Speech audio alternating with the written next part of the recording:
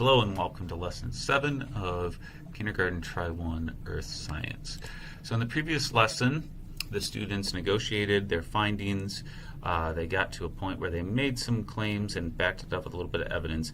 Now we're going to check with the experts. So you're going to get out this book, The Sun by Melanie Christmer, and you should have that in your tubs. And basically, and possibly you could do this during language arts time. They could do it during their reading time. This could be something that they read if you have literacy circles or however you run your language arts time.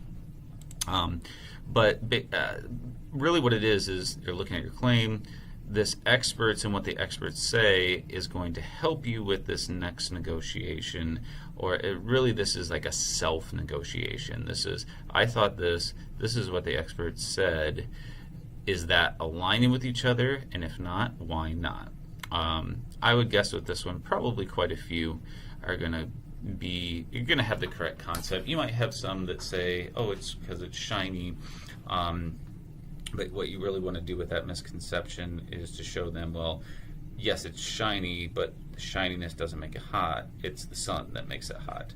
And they'll get those ideas in this book. So what we're doing here is basically having them kind of confront their own ideas and seeing if there's any expertise there. And then this arrow bringing us back is how you would revise that claim. So either way, if they had claim 1, the correct claim, and they said the sun made it hot, they would then, and for this first one, especially beginning of the year kindergarten, you're not going to probably have the strongest writers. I would do this all as a group and just kind of write it up on your board and talk about how to make a claim. So a claim is just, I think this because, and that's how simple it could be in kindergarten. I think the slide is hot because the sun made it hot. And then you could say, in the book it said, blah, blah, blah. The sun heats objects on the earth. Then you're done. So it's all about claims and evidence. That's really the thing that we're just trying to get them to understand with this first one.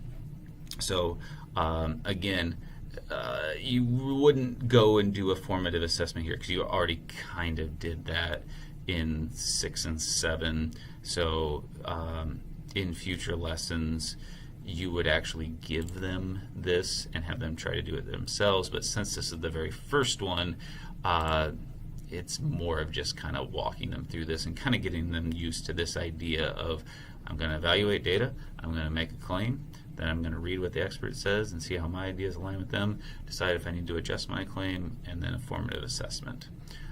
So that's what you'll do for this one, except it will be more of a whole group and kind of walking them through that.